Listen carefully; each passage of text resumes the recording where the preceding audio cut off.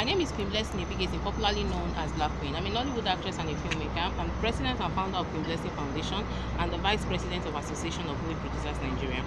This afternoon, I just want to quickly talk about sex education.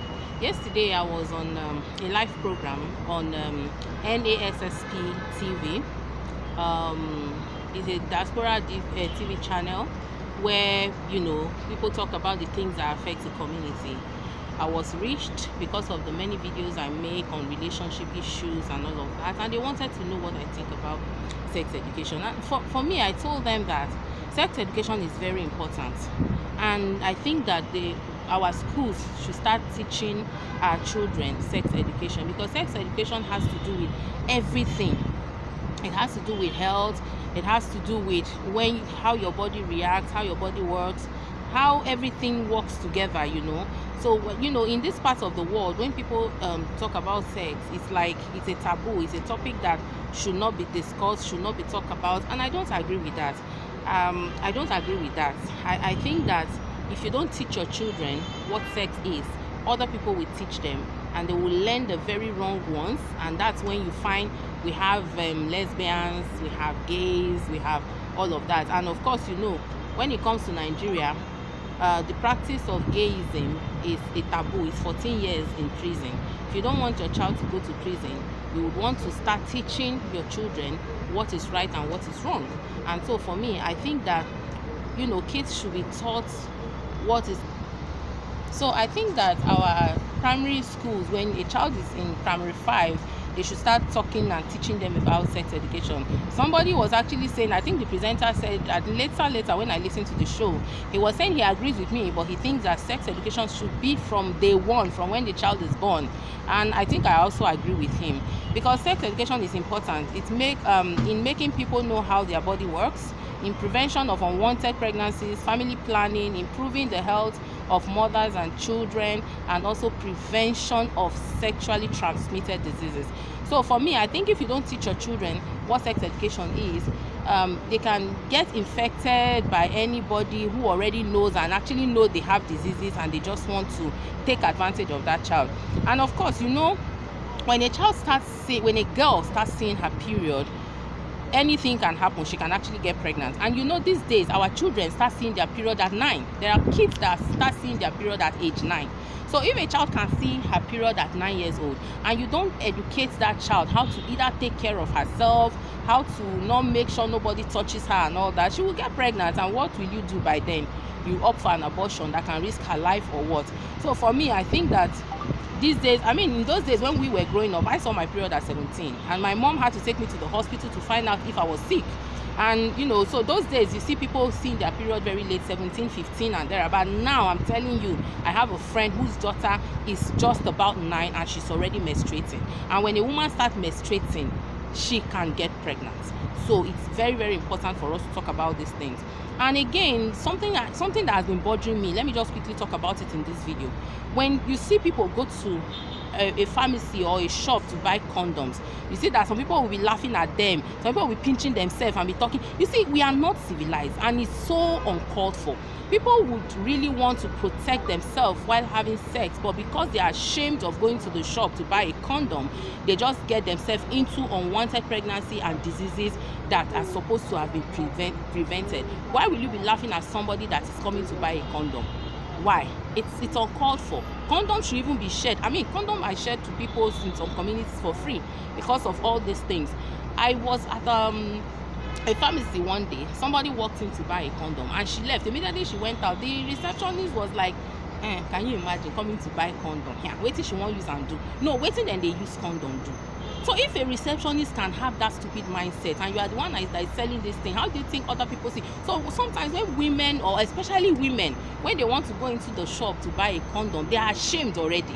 And you see, we need to remove the stigma that goes with condoms, because it's important that people use it so that to prevent unwanted pregnancies and diseases all over the place, because you know that a lot of people have multiple partners, which is very, very wrong, but I mean, it happens.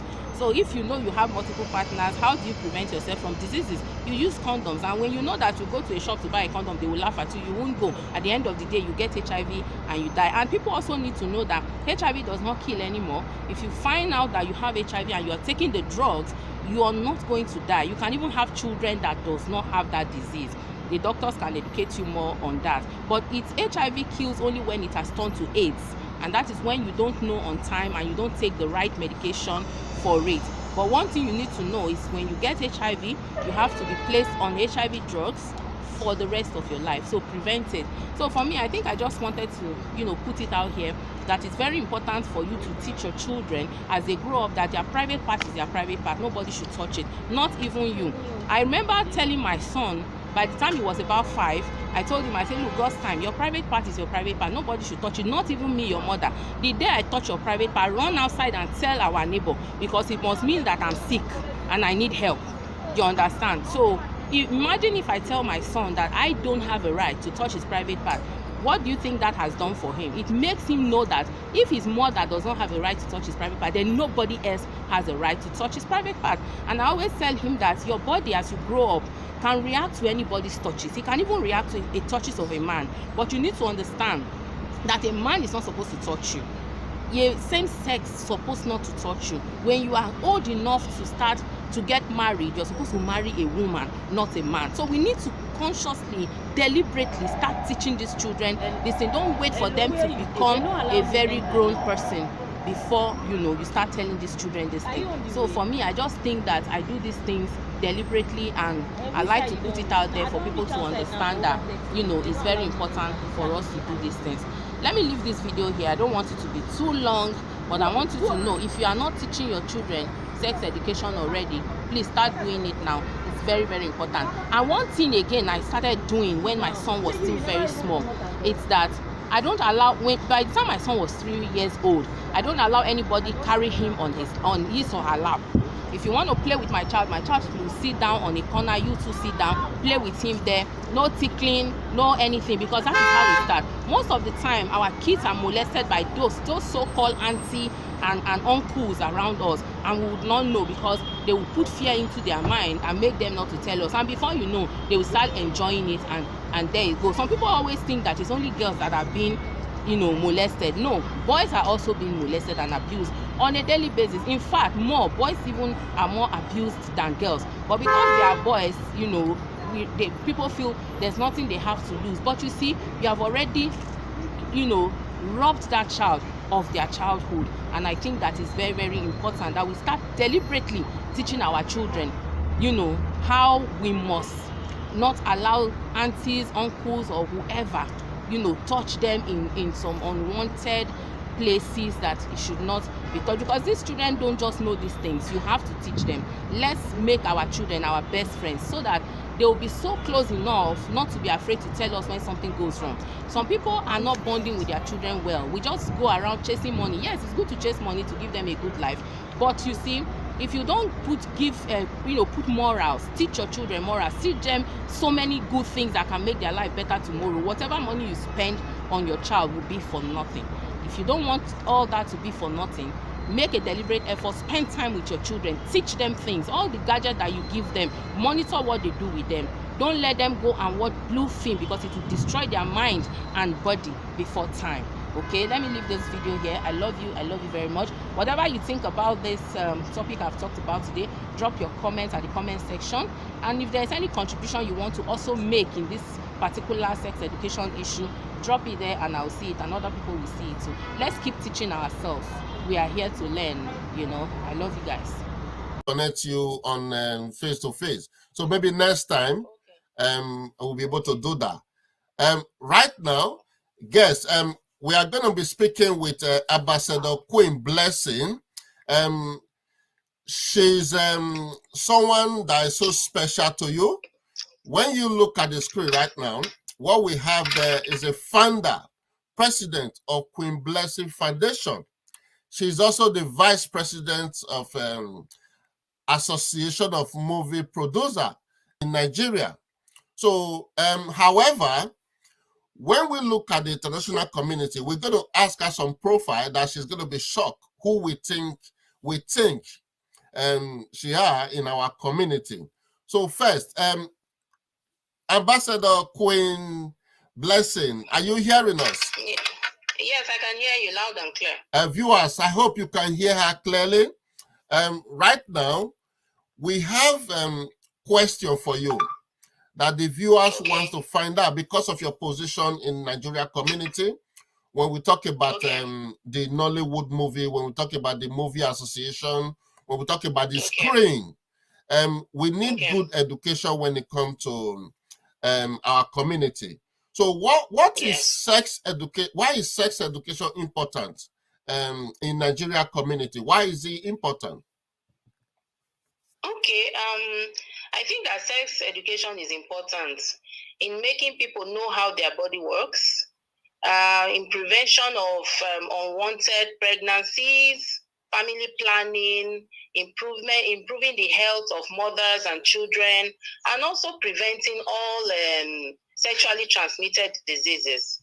So I think that it's very important that we keep talking about sex, because when you come to Nigeria or Africa generally, worse off Nigeria, we don't like discussing sex. Each time you want to start up that topic, it's like it's a taboo, it's an untouchable topic. And it's something that happens in our life day to day. And we have children that we are afraid to discuss sex with. And before you know, people that are not supposed to be teaching them will teach them, and they will teach them wrongly. So for me, I think sex education is very, very important, and it's lacking largely in our community in Nigeria. Wow. I think on the screen right now, someone just asked what grade in Nigeria school you think is important to start teaching sex education?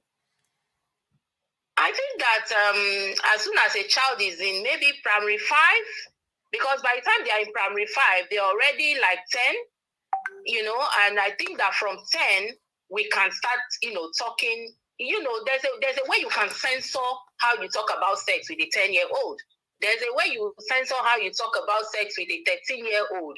So, I mean, it's something that we must start talking about. For instance, I have a son who is 15 years old, and I can say my son is still a virgin. A lot of 15-year-olds are no longer virgins, and it's not because of their fault. It is because, when you have friends, sometimes those aunties that come to your house, they are the ones that molest your children. When you allow them, carry them on their lap, as soon as my son was 3 years old, I stopped allowing anybody carry him on the lap. If you want to play with him, he can sit on his own. You don't have, because they start tickling these children, and before you know what's happening, an auntie or an uncle is molesting this child, and you would not know. So by the time the child is 10, 11, 13, boom, you see that the child is already even wilder than you, the parents, and it's because of all this lack of not talking about it and not preventing it at all. So for me, I always advise people, when a child is 10 years old, because you know that there are some females who start seeing their menses at 8, at 9. It's that bad now. Those days when we were growing up, I think I saw mine at 17. My mom had to take me to the hospital to find out what was wrong. Now you find out children seeing their menstruation at 9, and immediately a child starts seeing their menstruation. If care is not taken, the child can get pregnant. So if a child can get pregnant, why can't you discuss sex with that child? Wow. So that is, I think, 10, from 10 is fine.